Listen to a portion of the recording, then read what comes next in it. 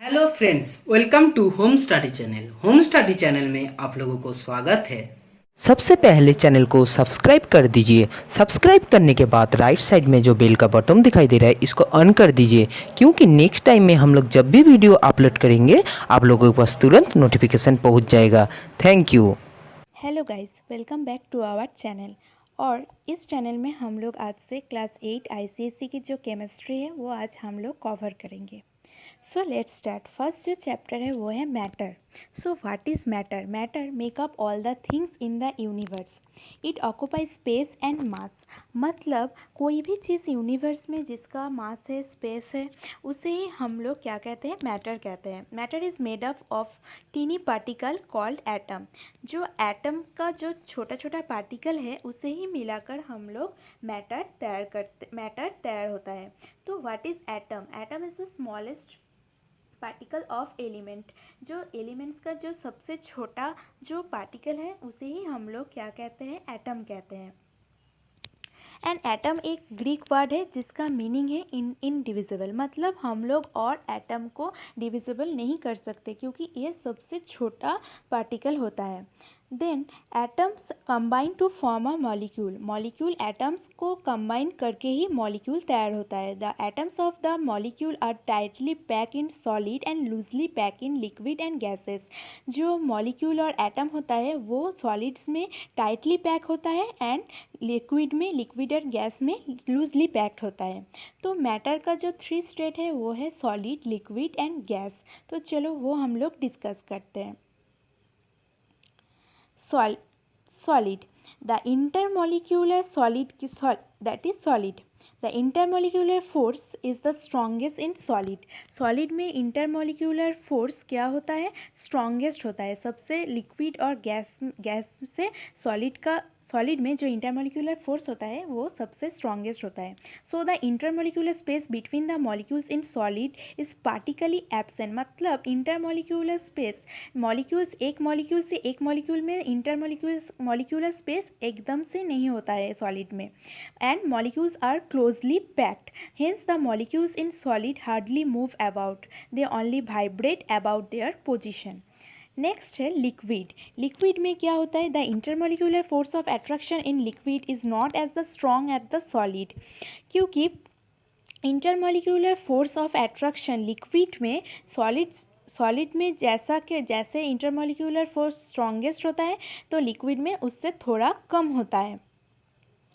So the intermolecular space in liquid is more than the solid and the molecules are less closely packed. Intermolecular space in liquid is more than in solid, but and the molecules are lessly closely packed. जो molecules होता है, molecules जो होता है ये liquids में closely packed होता है। The molecules in liquid can move from one position to the another position in liquid. तो molecules होता है, जो liquids में molecules होता है वो एक position से another position में easily move कर सकता है। This is why liquid have the property of being able to flow. इसी कारण से किसी भी लिक्विड जो फ्लो करता है ये जो फ्लो करता है क्योंकि इसमें जो इंटरमोलिक्यूलर फोर्स होता है वो कम होता है। इंटरमोलिकुलर फोर्स ऑफ अट्रैक्शन को कम होता है and molecules are lessly closely packed.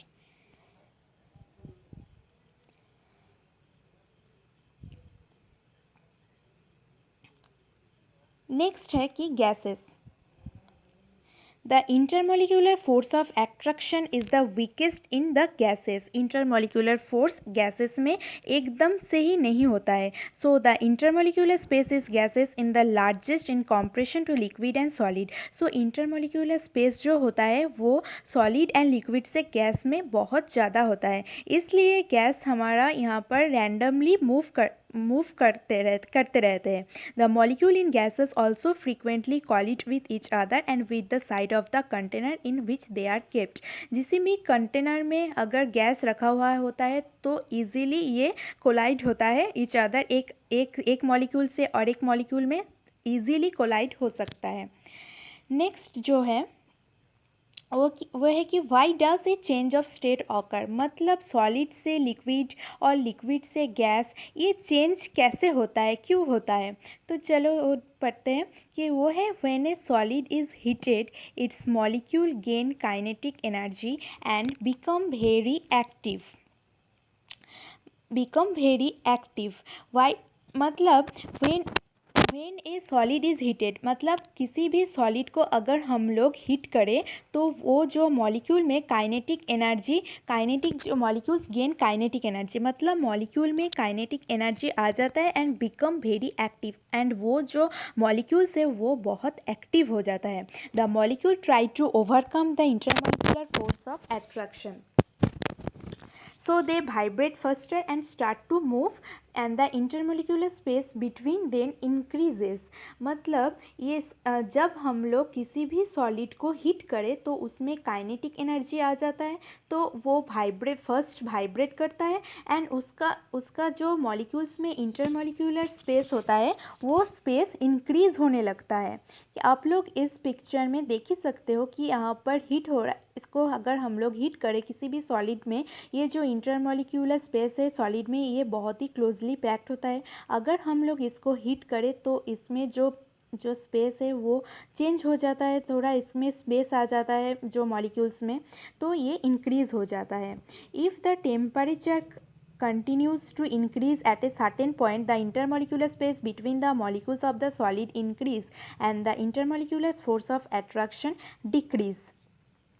तो क्या होता है, अगर हम लोग टेम्परेचर इस तरीके से ही इंक्रीज़ करते रह जाए तो इंटरमॉलिक्यूलर स्पेस वो जो इंटरमॉलिक्यूलर स्पेस होता है वो बहुत ये जो स्पेस है, ये जो मॉलिक्यूल में जो स्पेस है वो बढ़ जाता है, ये तो इंक्रीज़ होता जाता है एंड इंटरमॉलिक्यूलर फोर्स होता है वो डिक्रीज़ होते जा रहा है। Eventually the solids change to liquid, इस तरीके से सॉलिड लिक्विड में चेंज हो जाता है। मतलब किसी भी आइस क्यूब को हम लोग अगर हीट करें तो आइस क्यूब में क्या होता है, आइस क्यूब एक सॉलिड है, अगर आइस क्यूब में हम लोग हीट करते जा रहे हैं तो वो उसमें जो इंटरमॉलिक्यूलर स्पेस है वो क्या हो जाता है, इंक्रीज़ होते जा रहा है। जो जब और हम लोग टेम्परेचर अगर इंक्रीज़ करते रहे, जितना इंक्रीज़ करते रहेंगे उसका जो स्पेस है वो बढ़ता ही जा रहेगा। तो तब क्या होगा, तब जो सॉलिड वो लिक्विड में, मतलब वो जो आइस क्यूब है वो वाटर में चेंज हो जाएगा। Then on further heating, the molecule gain more kinetic energy. The intermolecular space between the molecule of the liquid increase even more. The molecules move randomly and the intermolecular force of attraction decrease gradually। अब liquid में हो गया, liquid में अगर हम लोग फिर से लिक्विड को हम लोग हीट करते रह जाए, उसका जो टेम्परेचर है वो हम लोग बढ़ता ही रह जाए, तो वो क्या होगा, वो जो इंटरमॉलिक्यूलर स्पेस है वो फिर से इंक्रीज होते जा रहे हो जाएगा एंड देन क्या होगा, वो जो मॉलिक्यूल्स है वो मॉलिक्यूल्स रैंडमली मूव करेगा एंड एक समय आएगा जब लिक्विड गैस में चेंज हो जाएगा।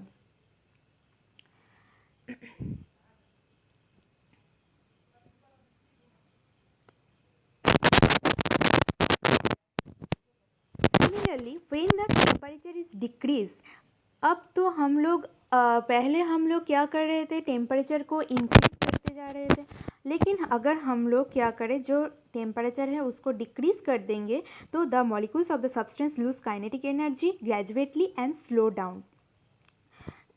As a result, the intermolecular force of attraction between them increase and the molecules comes to close with other. With continued cooling, the intermolecular space decrease to such an extent that a gas change to a liquid and liquid change in a solid।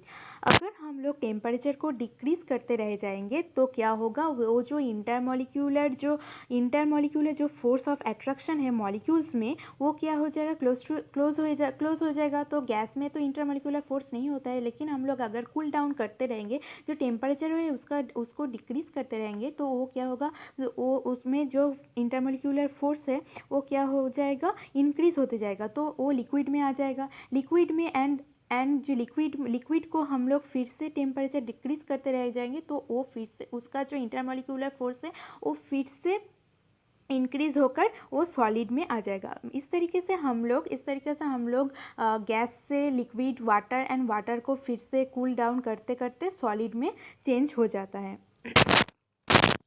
Next है, देखो जो melting parameter melting and evaporating. Melting जो है, melting क्या होता है, change of states that is solid to liquid. मतलब solid से लिक्विड को हम लोग क्या कहते हैं, मेल्टिंग। तो किसी भी आइस क्यूब को हम लोग टेम्परेचर इंक्रीज करके लिक्विड में चेंज कर सकते हैं। तो इंटरमॉलिक्यूलर स्पेस क्या होता है, सॉलिड में तो हम लोग पढ़े ही कि वेरी क्लोज होता है, बहुत क्लोज होता है, इन स्पेस ही नहीं रहता है इसमें। एंड लिक्विड में क्या होता है, क्लोज होता है, मतलब थोड़ा सा स्पेस रह जाता है।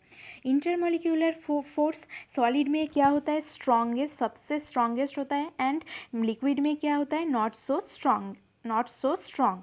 एंड मूवमेंट ऑफ मॉलिक्यूल क्या होता है, vibrating about a fixed position start moving from another position to another position. जो मूवमेंट ऑफ मॉलिक्यूल्स होता है वो सॉलिड में वाइब्रेटिंग होता है, एंड जो लिक्विड होता है उसमें start moving from another position to another position में चेंज होते जा रहा है।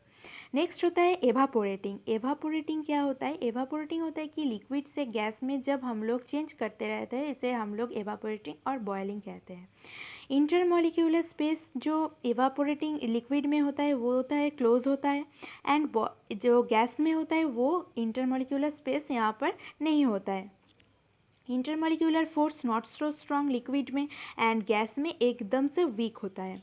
नेक्स्ट है मूवमेंट ऑफ मॉलिक्यूल्स गैस में moving from one position to another position होता ही रहता है, एंड मूविंग रैंडमली। एंड ये जो मॉलिक्यूल्स है वो गैस में क्या होता है, moving randomly in all direction में चारी तरफ ये रैंडमली मूव करता ही रहता है।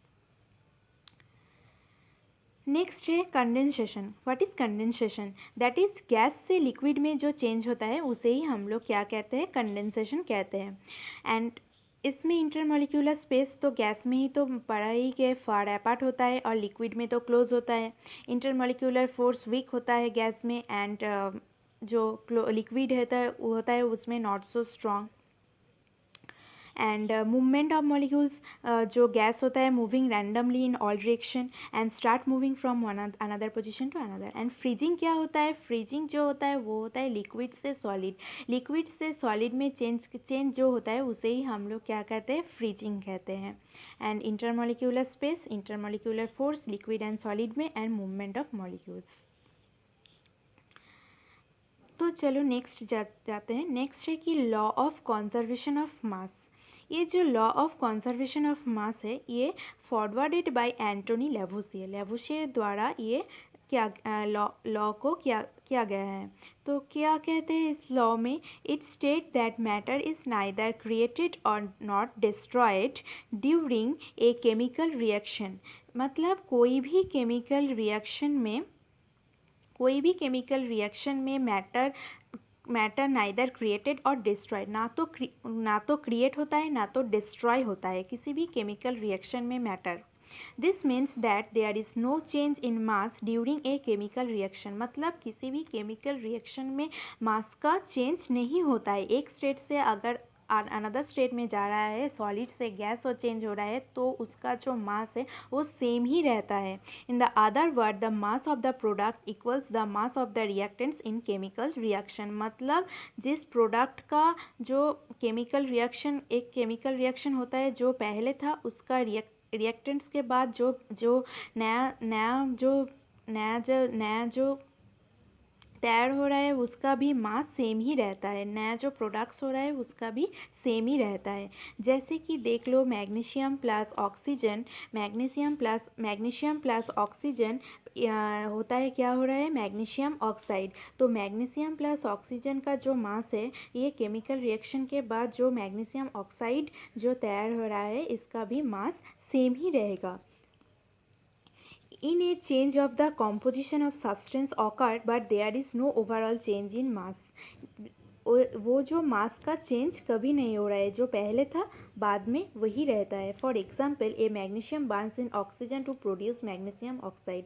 The total mass of the oxygen and the magnesium reacted equal to the mass of the magnesium oxide produce. फिर एक एग्जाम्पल है जो है nitrogen and hydrogen, that is तैयार हो रहा है एमोनिया। तो पहले जो मास था नाइट्रोजन और हाइड्रोजन मिलाकर, उसके बाद जो एमोनिया एमोनिया जो प्रोडक्ट हो रहा है उसका भी मास सेम ही रहेगा। तो ये है law of conservation of mass. तो चैप्टर यहाँ पर ही ख़त्म होता है। मैटर एक छोटा सा चैप्टर है, मैटर ये यहाँ पर ही ख़त्म होता है।